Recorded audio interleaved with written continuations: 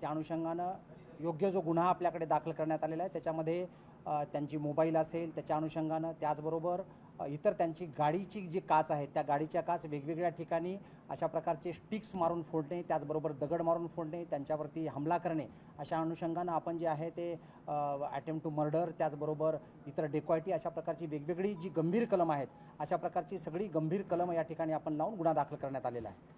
या अनुषंगानं याच्यामध्ये आत्तापर्यंत एकंदरीत 9 आरोपी जे आहेत ते 9 आरोपींना पूर्णपणे ताब्यात घेण्यात आलेलं आहे आणि त्याच्यावरती कारवाई सुरू आहे।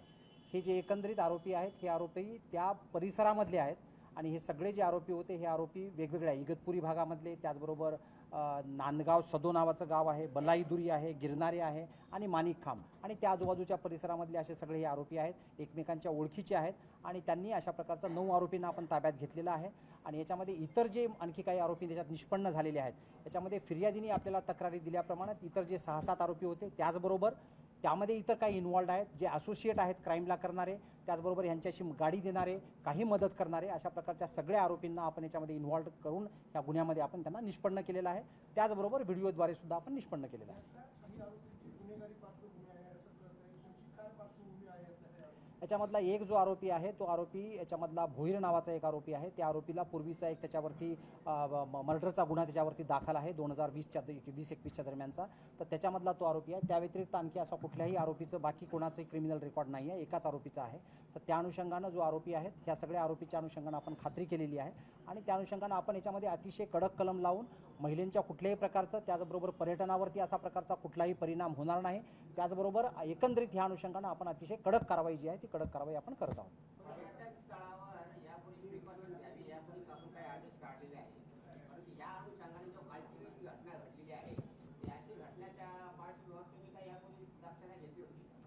आपण म्हणताय ते एकदम बरोबर आहे की आपण जर कंप्लेंटशी आपण जर बोललो तर तेव्हा ते सुद्धा त्या ठिकाणी लोकल पोलीस स्टेशनला त्या ठिकाणी पहिल्यांदा ज्या ठिकाणी आपण चौकी आहे, त्याचबरोबर आपला बंदोबस्त पॉईंट आहे, ज्या ठिकाणी एक्झॅक्ट धबधबाणी आहे, अशा प्रकारचा आपल्या वेगवेगळ्या परिसरामध्ये आपण अशा प्रकारचा बंदोबस्त लावतो। त्या दिवशी पण पोलीस होते, त्या दिवशी पण पोलिसांना भेटले, पण पहिल्यांदा वादावादीचं ठिकाण त्या ठिकाणी झालं होतं आणि नंतरचं जे पर्यावसन आहे 7 ते 8 किलोमीटर पुढे गेल्यानंतर ज्या ठिकाणी रस्ता आहे त्या ठिकाणून तो ॲक्च्युली ह्या ठिकाणी भांडणाला जी काच फोडणे आणि गाडीवरती हमला करणे आणि त्यांच्यावरती हमला करणे हा जो प्रकार आहे 7-8 किलोमीटर पुढचा आहे, त्याच्यामुळे जो आहे तो त्यामुळे नंतर मग त्याच्यामध्ये तशा प्रकारची फिर्याद झाली। पण आपण म्हटल्याप्रमाणे बंदोबस्त जो आहे तो आपण अशा प्रकारचा पर्यटनाच्या ठिकाणचा बंदोबस्त जो आहे तो नेहमी आपण त्या ठिकाणी लावतो।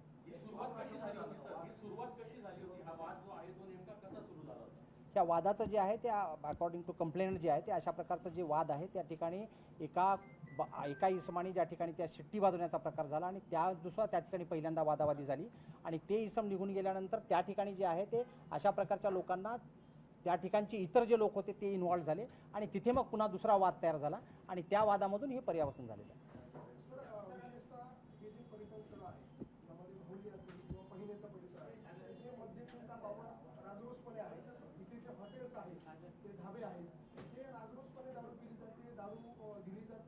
आणि मटणाची दुकानाच्या नावाखाली मोठ्या प्रमाणात तिथे मद्यपींचा वावर पाहायला मिळतो।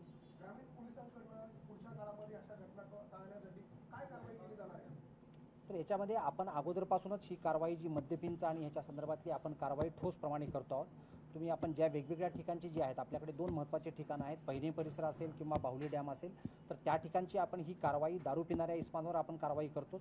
आपण नाकाबंदी पण लावलेली आहे, नाकाबंदीच्या अनुषंगानं आपले फिक्स पॉईंट पण असतात आणि त्याच अनुषंगानं जे आहे ते पर्यटकांसाठी आता विशेष ह्याच्यामध्ये पुन्हा आणखी त्या ठिकाणी अशा प्रकारचे जे महत्त्वाचे पॉईंट्स आहेत त्या ठिकाणी आपण बंदोबस्त जो आहे तो बंदोबस्त आपण वाढवणार आणि एकंदरीत जे आहे ते कुठल्याही पर्यटकांना घाबरण्याचं काही कारण नाही। अशा प्रकारची घटना जी आहे ती घटनेची पुनरावृत्ती कुठे होणार नाही आणि अचानक काही घटना तयार होणार नाहीत या संदर्भानं आपण पूर्ण प्रिकॉशन त्या ठिकाणी घेऊ।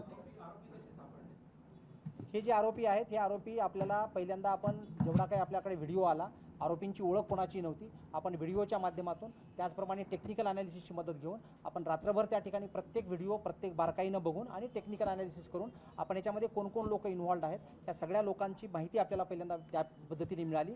त्यानंतर आपण वेगवेगळ्या आरोपींना जे आहे ते वाड्याचा परिसर, भिवंडीचा परिसर, त्याचबरोबर जे आहे ते एका ठिकाणी लॉजमध्ये जे होते ते दुसऱ्याच्या नावाने जाऊन राहिलेले होते, त्या अनुषंगानं आपण सगळे प्रयत्न करून ह्या आरोपींना जे आहे ते आपण ताब्यात घेतलेलं आहे। अंबड पोलीस स्टेशनमध्ये मदत in the sense Ambad police स्टेशनची मदत हा मुद्दा जो आहे, अंबड पोलीस स्टेशनमध्ये हे सगळ्यात पहिल्यांदा फिर्यादी जे आहे ते फिर्यादी त्या ठिकाणून निघाल्यानंतर अंबड पोलीस स्टेशनला हे पहिल्यांदा फास्ट त्या ठिकाणी आले. अंबड पोलीस स्टेशनला हा रात्री गुन्हा रजिस्टर झाला. अंबड पोलीस स्टेशनला रजिस्टर झाल्यानंतर आपल्याकडे तो गुन्हा जो आहे तो ट्रान्सफर झाला. त्याबरोबर लगेच ही कारवाई सुरू झाली. नाही हे हे म्हणणं जे आहे ते रास्त नाही आहे. हे म्हणणं अत्यंत चुकीचं आहे. अशा प्रकारे इगतपुरी पोलीस स्टेशनला ते आलेले नव्हते. आपण कंप्लेंटशी मी स्वतः बोललेलो आहे. कंप्लेनंट हे पहिल्यांदा आपल्याकडे 112ची जी व्हेकल आहे त्या व्हेकलनी त्यांच्याशी संपर्क केला. संपर्क केल्यानंतर ते एवढे फास्टमध्ये होते की वाडीवरून ते फास्ट पुढे निघून आले आणि त्याच्यामुळे त्यांनी अंबडला जाऊन तक्रार दिली. माझं कंप्लेंटशी बोलणं झालेलं आहे. आपलं म्हणणं जे आहे ते अत्यंत चुकीचं आहे. मी साम टीव्हीच पाहते. तिथल्या बातम्या मला रिलेट करतात.